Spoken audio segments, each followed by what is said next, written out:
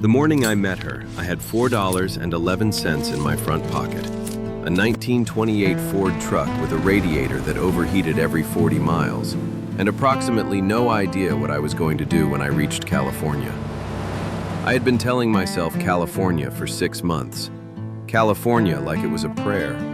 California like the word itself would fix something. Men on the road talked about it the way men in church talk about heaven, with great conviction and no particular evidence that anyone had actually been there and come back improved. I had left what was left of our place in Cimarron County on a Tuesday in April of 1934, the morning after the bankman came out with his paper and his apologies. 80 acres my grandfather had broken in 1889. My father had paid off the mortgage in 1921. I had borrowed against it in 1932 when the herd got sick and the wheat came up dust, and borrowed again in 1933 when it happened a second time. And by the spring of 1934, the math had run out of road. The bankman was sorry. I believed him. Sorry doesn't change arithmetic. I drove west because west was the direction everyone was driving. Route 66 out of Oklahoma was not so much a road as a river of people who had lost the same thing at slightly different times. You could drive for an hour and see a dozen trucks loaded the same way mine was. Mattress roped to the top, a box of tools in the bed, whatever the family had decided was worth taking and whatever the truck could bear. I had no family with me. My wife Ruth had gone to her sister in Tulsa when it became clear I wasn't going to hold the land, and we had agreed, in the careful way people agree to things they cannot say plainly, that this was goodbye dressed up as see you later. I hadn't written. I didn't imagine she was waiting. So it was just me and the Ford and the road. And I had been at it for 14 months by the time the radiator gave out for the third time that week on a stretch of highway outside a town in western Oklahoma that I later learned had been called Delwood, until most of the people left and it stopped mattering what it was called. I pulled off onto the gravel shoulder in a cloud of steam and sat there for a moment with my hands on the wheel, looking at the landscape, which was not a thing that rewarded looking at in the summer of 1935. The dust had been through. You could see it in the way the fence posts leaned, and the soil had drifted up against the south side of every structure still standing, and the way the few trees that remained had a gray, exhausted look, like they were still deciding whether to bother with another season. Black Sunday had come through those parts just that April. The dust wall, they said, had been 8,000 feet high, turning midday to midnight across the panhandle. People were still finding red Kansas topsoil in their window frames 2 months later. About a quarter-mile up the road, there was a building with a hand-painted sign. I could read the word diner. Below it, smaller, open. I wasn't sure I believed the second sign, but I was low on water for the radiator and lower on reasons to stay on the shoulder of the road, so I let the truck cool down for 20 minutes the way I had learned to, and then I drove it up slow and parked in the gravel lot next to a gas pump that looked like it hadn't been used in some time. The place was called the Maddox Diner. I know that now because I have said the name 10,000 times in the years since. At the time, it was just a low cinder block building with a screen door and a hand-lettered menu board in the window advertising coffee for 5 cents and eggs for a dime. And I pushed the door open and went inside. She was behind the counter rewiring something in the back of a large Westinghouse generator that sat on the floor beside the prep table, and she did not look up when I came in. She had a screwdriver in one hand and a length of electrical wire stripped at both ends in the other, and she was frowning at the machine with the concentrated expression of someone who will solve a problem by force of attention if nothing else works. There were 4 stools at the counter and 2 tables with chairs. A pie safe against the far wall, a Philco radio on the shelf above the grill that wasn't playing anything, a coffee pot on the burner that was. The place was clean in the way of places that are kept clean by habit and pride rather than plenty. It smelled like coffee and machine oil and, faintly, like the lavender soap that someone had used on the checked curtains in the window. I sat down at the counter and put my cap on the stool beside me. She said without looking up, "Coffee's on, cups are on the hook. Help yourself and I'll be right with you. I said, I don't need much. Just water for the radiator and a cup if you'll sell me one. She looked up then. The gray-green eyes took me in the way eyes do when they've learned to make quick assessments, whether a person coming through the door is going to be trouble or just tired. Whatever she concluded, she set down the screwdriver and came around the counter and poured me a cup without asking again about payment. Generator's been giving me grief since March, she said, sitting down 2 stools away with her own cup. My father knew how to fix it. I've been working it out. What's it doing? Not running. A dry pause. Specifically. I asked if I could look at it. She said she didn't need any help, which I believed, but she gestured at it anyway, which I took as permission. It was a wiring problem, not complicated, the kind of thing that looks worse than it is from the outside. 2 connections had worked loose from the vibration, and 1 wire had been spliced in a spot that had oxidized through. I asked if she had electrical tape. She brought it. I had it running in 20 minutes. She looked at the machine running, and then she looked at me, and there was something in her expression that wasn't gratitude exactly, more like the recognition that she had almost gotten there herself, which turned out to be true. She had been 2 steps away from the same solution. You know generators, she said. I know enough. We had one on the farm. Had, I said. She refilled my cup. It was the best coffee I had tasted since I couldn't remember when, and I told her so. She said her father had bought his beans from a man in Tulsa who roasted them himself, and that she had enough left for another few weeks, and then she didn't know. She said this the way people in 1935 said things they didn't know, not with despair, just with the flat acknowledgement of someone who has gotten used to not knowing. I asked about the town. She told me it had been a town of about 400 people until '33, and that most of them were gone now, and that the 6 families left came in for coffee on Sundays, and that was about the size of it. I asked why she was still here. She was quiet for a moment, the way she went quiet when she was deciding how much to say. My father built this place in 1928, she said. He died in February, dust pneumonia. She looked at the counter. If I close, it's like saying he built it for nothing. I didn't say anything to that. There wasn't anything to say that would have been useful, and I had learned by then that useful and true are sometimes different things, and that some people need the truth more than the useful. I finished my coffee and thanked her and went out and filled the radiator from the spigot she showed me at the side of the building.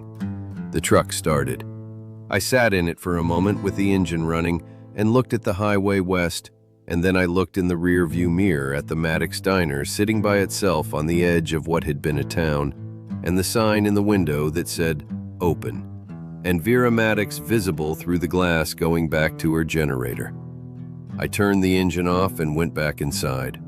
I said, "I don't suppose you need any work done." She looked at me with the careful, measuring look again. "What kind of work?" "Whatever kind you've got." That first day, I patched the roof on the lean-to behind the diner where she kept the extra propane, replaced 2 window latches that had rusted through, and cleared the drainage channel along the north wall that had silted up with dust and was backing water toward the foundation when it rained. She fed me lunch, beans and cornbread that she said apologetically was all she had, and I told her it was the best meal I'd had in a month, which was not an exaggeration. That evening, I said I'd be gone by morning. She didn't say anything to that. She just nodded and went inside, and I slept in the truck cab with my coat over my shoulders, the way I had been sleeping for 14 months. But when I woke at 5 in the morning and looked through the windshield toward the diner, the light in the kitchen was on. I sat there a while looking at it. A single yellow square of window light in the gray Oklahoma pre-dawn. It was not a signal. She had not left it on for me. She rose early and lit the kitchen and put the coffee on because that was what she did every morning. I understood that. And still I sat there looking at that light for longer than I should have before I started the truck. The engine turned over and idled. I sat with my hands on the wheel. Then I turned the engine off, got out, and went inside for coffee. She was at the grill. She said, without turning around, "There's a loose board on the back step. I've been meaning to get to it." She paused. "And the screen door hinge needs packing." I said, "I can look at those." She said, "I figured you might." That was the second day. I did not try to explain it to myself, which was new for me. I was a man who had always tried to explain things to himself, to lay a situation out flat and look at its edges and determine what it was. But something about that kitchen light in the early morning had moved past the part of me that did the explaining and landed somewhere older and quieter, and I decided for once to leave it there without poking at it. She needed work done. I could do work. Those were facts. Everything else I kept in my front pocket with the $4.11 and didn't take out to look at. There was more work than either of us had acknowledged at first. The lean-to roof needed more than patching. 2 of the rafters had gone soft and needed replacing, which meant a trip to Colgate for lumber, which she paid for from the coffee tin behind the counter where she kept the operating money. I drove her truck because mine ran hotter, and we went together on a Thursday morning down a highway that was mostly empty, and she sat in the passenger seat with her hands in her lap, looking out at the fields going by. The fields were something to look at, or not look at, depending on your constitution. What had been wheat country 3 years before was now a kind of gray-brown ocean, the topsoil gone to wherever wind takes it, the remaining ground cracked and cupped and drifting against every fence and windbreak that remained. We passed 2 farmhouses abandoned. One had its door hanging open. You could see the furniture still inside, a kitchen table, a child's chair, whatever people had decided was too heavy to take and not worth coming back for. Vera looked at those houses for a long time as we passed. "That was the Henley place," she said, about the one with the open door. "Mrs. Henley used to come in every Wednesday for pie. She made the trip from 4 miles out just for pie." A pause. "She left in November." I didn't ask where to. By 1935, that question had only one answer. The road, and then California, and then whatever California turned out to be. The federal migrant camps near Bakersfield were running, Weed Patch and the others, 10 cents a night for a tent pad with running water and a communal toilet, which was better than a lot of people were getting. But I had talked to men coming back east, the ones who hadn't found what they were looking for, and their faces had a look I didn't want to acquire. We got the lumber and drove back mostly quiet, which was not an uncomfortable quiet. I had noticed by then that Vera Maddox did not speak to fill silence. She spoke when she had something to say, and when she didn't, she looked out the window and let the quiet be what it was, which was a quality I had not found common and found, when I was honest with myself, to be among the more restful things about being around her. We worked the roof that afternoon and into the evening, me up top and her handing materials, and around 6 o'clock she said the word supper in a way that was not a question and went inside. And I cleaned up at the spigot and came in to find pork chops and potatoes and more cornbread, which I suspected she had made on a budget that didn't really accommodate pork chops, and which I ate without commenting on it because I understood that the offering was the point, not the conversation about the offering. Afterward, we sat on the front step with coffee and watched the road, which had 1 truck on it going west and then nothing. The stars came out. In the dust years, the stars were sometimes occluded by the haze that sat in the air even on clear nights. But that evening was clean, and they were very bright. And I thought about how I had not sat still under stars in more than a year, and what it cost a person to be always moving. She asked about the farm. I told her, the 80 acres, the grandfather, the borrowed note, the April morning the bankman came. She listened the way she listened, completely, without interrupting, without the small sounds people make to show they're following along. When I finished, she was quiet for a moment, and then she said, "Do you miss it? The land itself?" I thought about it honestly. The idea of it, I said. What it meant. Who I was when it was mine. I looked at the road. The actual dirt I'm less sure about. We had 2 years of dust and 1 year of grasshoppers before that. The land itself was trying to tell us something, and I wasn't listening. She smiled at that, small, sideways. My father used to say that land talks and farmers argue with it, and the land always wins, eventually. She paused. He loved it anyway. Most of us do, I said. The things we argue with. She looked at me then, and I looked back, and neither of us said anything for a moment. And then she picked up her cup and went inside, and I sat on the step for a while listening to the Oklahoma night, and feeling something I had no name for and did not try to name. The third week was when it got difficult, though not in any way I had expected. On a Wednesday afternoon, a man in a good car stopped at the diner, and I was on the roof repairing a flashing when he came in, so I could not hear the conversation, only the shape of it through the window, his voice doing most of the talking, Vera's voice level and breathe. When I came down for water, he was at the counter, and he looked at me the way men look at other men when they're assessing territory, which told me something about what the conversation had been. His name was Durbin, and he owned a trucking operation out of Tulsa, and I learned later, because small, empty towns carry sound like water carries current, that he had been trying to buy the Maddox property for 6 months. The diner sat on a parcel that included a fuel depot that Earl Maddox had built in 1929, and the Route 66 traffic, thin as it had gotten, still needed fuel.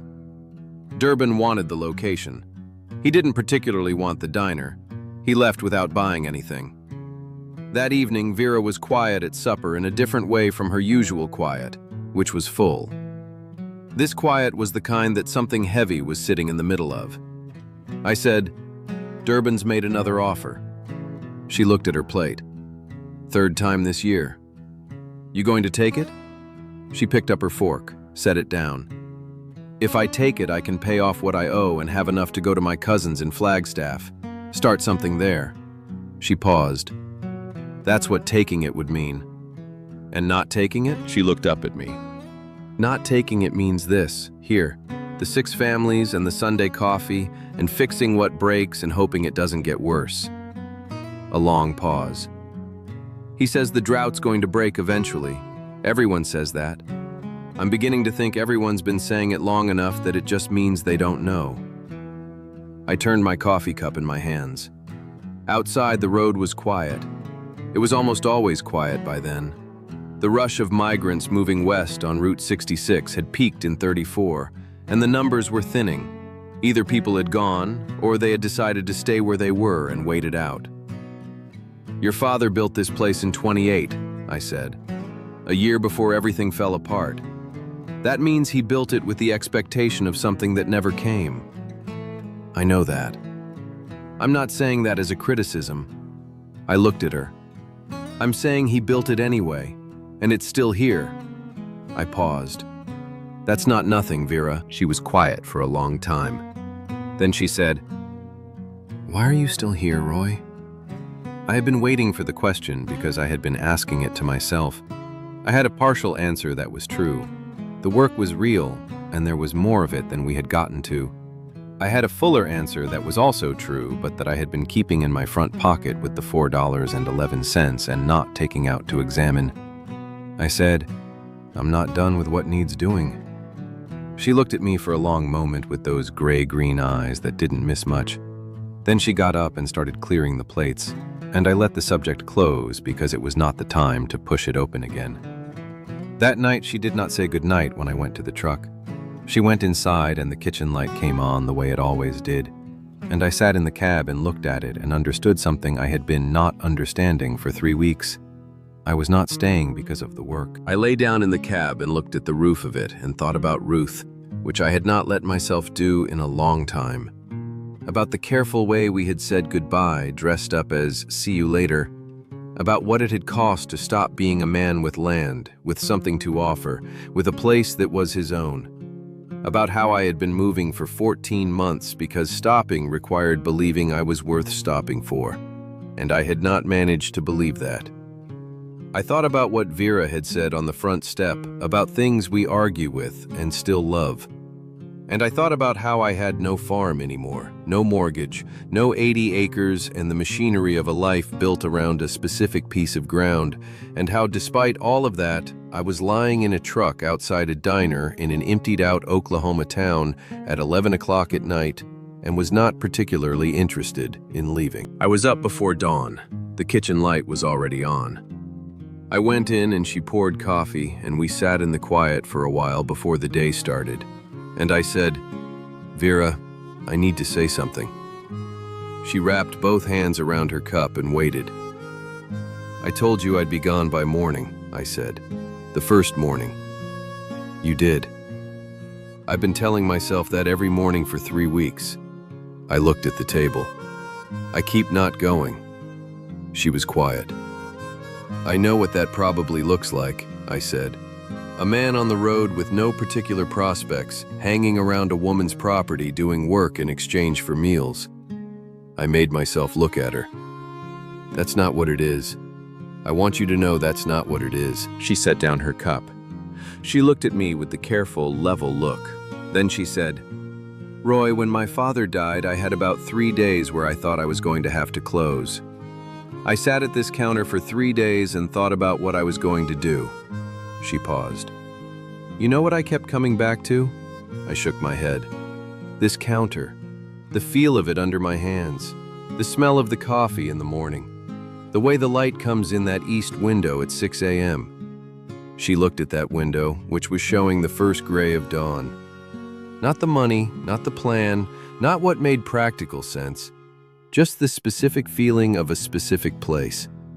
She looked back at me. "I think that's how people know where they belong." I didn't say anything for a moment. "You fixed my generator," she said, almost quietly, "before you knew what it was worth. You got up on the roof before I asked you to. You drove to Colgate and you didn't once ask me what was in it for you." She paused. "I notice things, Roy. I've been noticing things about you for 3 weeks." Outside, the first light was coming up orange over the flat eastern horizon, the way Oklahoma light does in the summer, burning and low. "I don't have anything to offer you," I said. "No land, no money. I have 11 cents in my pocket right now, and that's the truth." "I know what you have," she said. "You fix things. You stay without being asked to stay. You say what you mean, and you mean what you say." She looked at the window again. "I'd take that over a man with prospects who isn't any of those things." I was quiet for a long time. The coffee went cold. I didn't notice. She got up after a while and went to the grill and started the breakfast she would make for the two of us and possibly no one else. Because by the summer of 1935, the Maddox Diner's customers had thinned to almost nothing, and she knew it. And she cooked the breakfast anyway, because some habits are also a form of faith. I sat at the counter and watched her cook, and I thought about 14 months of moving without knowing what I was moving toward. And I thought about a kitchen light on in the pre-dawn dark and what it had done to something inside me the first morning I saw it. And I thought about a woman who stayed when everyone else had left and called it simply what needed doing. I did not say yes to anything that morning in so many words. I did not make promises I didn't know how to keep. I was a man with 11 cents and an overheating truck and no particular prospects. And I wasn't going to dress that up as more than it was. But after breakfast, I went out and started in on the drainage ditch along the south wall that we hadn't gotten to yet. And I worked until noon, and she brought me water and didn't say anything about morning or leaving or what came next. The drought broke in September of that year. Not everywhere and not permanently. The Dust Bowl didn't end with a single rain, but enough that fall that the color came back into the ground around Delwood, Oklahoma in patches, tentative and small, like something that wasn't sure yet if it was safe to return. I had been at the Maddox Diner for 3 months by then. Durbin had stopped coming. The 6 families still came on Sundays. I had fixed most of what needed fixing and started on improvements neither of us had originally planned. A second window in the kitchen for ventilation, a proper drainage system for the lot, a sign repainted in paint I had bartered 2 days of fencing work to obtain. Vera and I did not talk about the future in any formal way. That wasn't how either of us was built. What we had were mornings with coffee before the day started and evenings on the front step watching whatever the road had to offer, which was not much, but was something. We had conversations that ran longer than they started out to be, and quiet that was the comfortable kind, full rather than empty. We had the particular understanding that develops between two people who have each lost everything and found, on the far side of that losing, something they had not known to want. One evening in October, she came in from the lot where she had been checking the fuel depot, and she stopped in the doorway of the kitchen and looked at me at the stove where I was making supper, and she said, "I'm not going to sell." I turned around. "To Durban," she said. "I decided." She leaned against the doorframe. "I'm not going to sell." I turned back to the stove. I could feel her looking at me. "All right," I said. A pause. Then, "You don't have to stay." I took the pan off the burner. I turned around and looked at her in the doorway, this woman who had fixed her own generator, who had held her father's diner together through dust and drought and a town disappearing around her, who had left the kitchen light on every morning without making it into something it wasn't. "Vera," I said, "I have not been about to leave in 3 months." The smallest smile, the real kind. "I know," she said. "I just needed to hear you say it." We ate supper. We sat on the front step. The Oklahoma sky went dark and the stars came out, brighter than they had been in years because the air was clearing, the dust slowly settling back to wherever dust goes when the wind finally stops pushing it. The light in the kitchen was on behind us. I had stopped noticing it as a thing that required noticing. It was just the light, the way certain things become when they are simply the condition of a life and not an event in it. That is what I remember most about that time. Not any single conversation or decision or moment of arrival. Just the light. Just Vera Maddox putting the coffee on at 5 in the morning because that was what the morning required. She never asked me to stay. She just left the light on. And one morning I stopped thinking of it as her light and started thinking of it as ours.